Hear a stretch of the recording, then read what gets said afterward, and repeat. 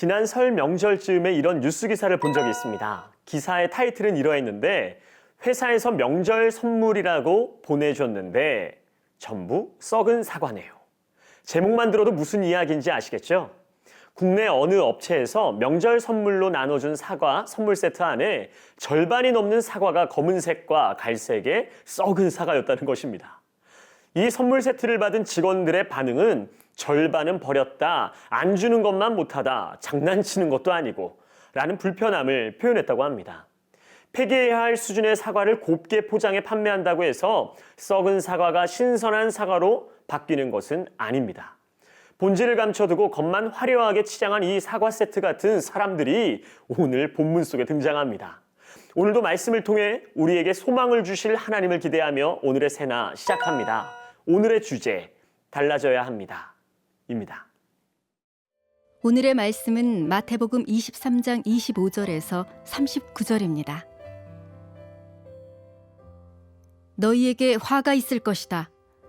율법학자와 바리새파 위선자들아.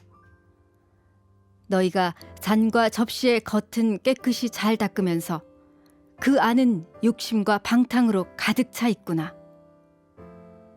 눈먼 바리새파 사람들아. 먼저 잔 속을 깨끗이 닦으라. 그래야 겉도 깨끗해질 것이다. 너희에게 화가 있을 것이다. 율법학자와 바리새파 위선자들아. 너희는 하얗게 칠한 무덤과 같다. 겉은 그럴듯해 보이지만 속은 죽은 사람의 뼈와 온갖 더러운 것들로 가득 차 있다. 이와 같이 너희도 겉으로는 사람들에게 의롭게 보이지만 그 속에는 위선과 불법이 가득 차 있다. 너희에게 화가 있을 것이다. 율법학자와 바리새파 위선자들아. 너희는 예언자들의 무덤을 만들고 의인들의 기념비를 꾸미면서 만일 우리가 우리 조상들의 시대에 살았더라면 예언자들을 피 흘리게 하는데 가담하지 않았을 것이다 하고 말하는구나. 그러나 이와 같이 너희는 예언자들을 죽인 사람들의 자손임을 스스로 증언하고 있다. 그러므로 너희는 너희 조상들의 악한 일을 마저 채우라. 이 뱀들아, 이 독사의 자식들아, 너희가 어떻게 지옥의 심판을 피하겠느냐? 그러므로 내가 너희에게 예언자들과 지혜로운 사람들과 율법학자들을 보낸다.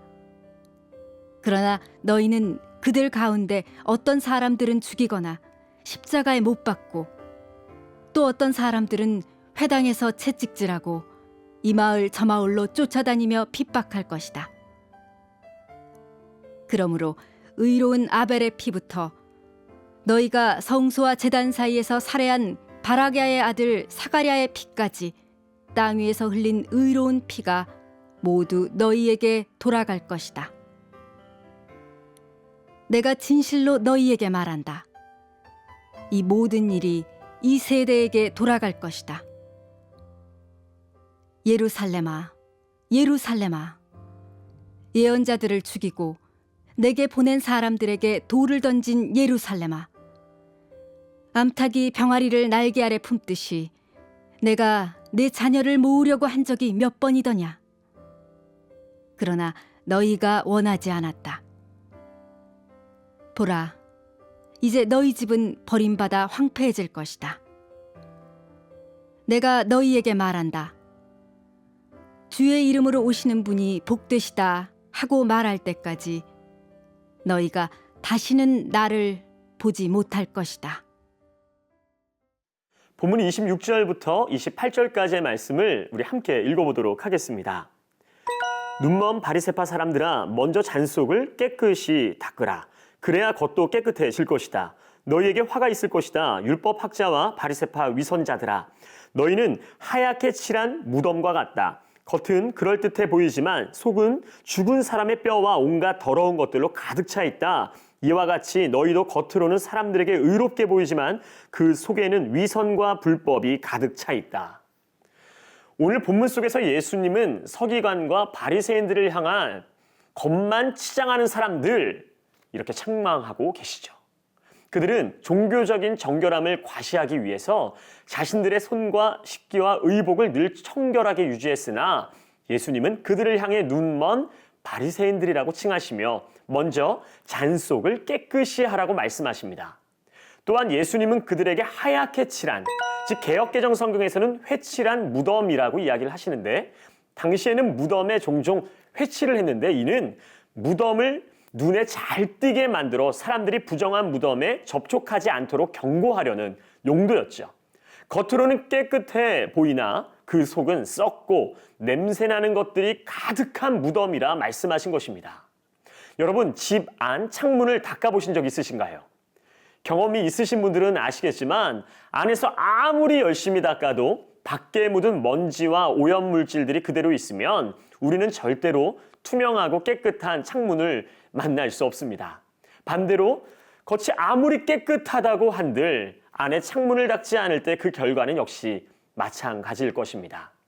그런데 오늘 본문이 말하는 중요한 것은 겉을 치장하고 가꾸며 정결한 척 했기 때문에 깨끗하지 못한 자신의 내면은 아무도 모를 것이라고 판단했다는 것이죠.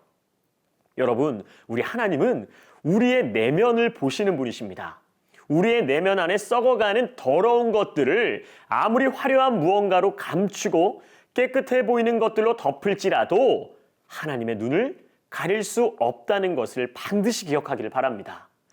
우리가 우리의 내면을 가꾸고 정결하게 할 때, 우리가 우리의 마음 안에 예수님을 새겨 닮아가고자 할 때 하나님께서는 성령님을 통해 우리의 삶을 정결하게 바꾸실 것입니다. 내면의 깨끗함으로 인해 외면까지 깨끗해지는 것, 그것이 바로 진정한 정결인 줄 믿습니다.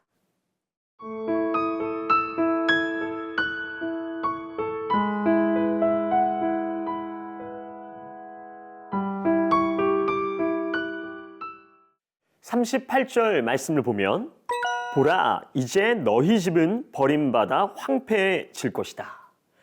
여러분, 돌이킬 수 있는 기회는 영원하지 않습니다.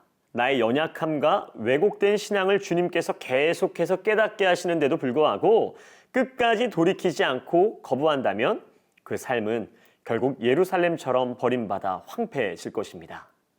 율법학자들과 바리새파 사람들은 정결한 척, 거룩한 척, 자신들의 겉모양을 드러내며 뻔뻔스럽게 자랑합니다. 그리고 자신들이 구약에 나타난 예언자들과 의인들의 편에 서 있다고 여겼죠. 그러나 예수님은 그들이 예언자들, 즉 의로운 자들을 박해하고 죽인 악한 사람들의 자손임을 스스로 증언하고 있다고 말씀하고 계시죠. 이처럼 악한 조상의 자손으로서 현재에도 또한 미래에도 예수님을 거부하고 예수님의 제자들에 대한 박해가 지속되므로 영원한 하나님의 심판을 피할 수 없는 것이죠. 여러분, 오늘의 말씀을 통해 우리의 신앙생활을 돌아보는 시간이 되었으면 좋겠습니다. 혹시 우리의 모습 안에 다른 누군가에게 보이기 위한 크리스찬의 모습을 갖추고 마치 거룩한 척, 하나님 뜻대로 사는 척 스스로를 포장하고 있지는 않나요? 내 안에 죄는 바로 보지 못하고 내가 가진 기준으로 남을 비판하고 비난하며 위선적인 모습의 신앙생활을 하고 있지는 않나요? 오늘날 우리의 모습이 겉만 번지르르하고 그 속은 썩은 무덤과 같은 자가 되지 않기를 바랍니다. 크리스찬의 모양은 있는 것 같으나 위선적인 태도로 오히려 의로운 자들을 숨어 박해하는 더 악랄하고 비열한 자가 되지 않기를 바랍니다. 사람들의 존경과 칭찬을 받기 위해 그저 겉만 그럴듯한 외식하는 사람이 되지 않으며 사람들의 눈이 아닌 우리의 내면을 꿰뚫으시는 하나님의 시선을 의식할 수 있는 모두가 되기를 바랍니다. 더불어 날마다 우리의 신앙과 우리의 삶을 말씀에 비춰 점검하며 우리의 외면보다 내면을 가꾸기 위해서 열심으로 살아가는 진정한 하나님의 자녀가 되기를 축복합니다. 여러분, 하루에 한 번 이상은 꼭 보는 거울 앞에서 외적인 모습을 점검하기 이전에 꼭 여러분의 마음을 거울로 비춰보며 하루를 시작하는 여러분들의 삶이 되기를 축복합니다. 오늘도 함께 묵상한 소망의 복음을 굳게 잡고 삶으로 실천하며 살아내는 새나 친구들이 되기를 바랍니다. 오늘도 여러분의 하루를 응원합니다. 함께 기도하겠습니다. 사랑하는 주님, 감사합니다. 오늘도 말씀을 통하여 우리의 자신을 비춰보고 점검하며 하나님이 기뻐하시는 삶을 살아내는 우리 모든 새나 친구들이 될 수 있도록 인도하여 주옵소서. 감사하며 예수님의 이름으로 기도합니다. 아멘.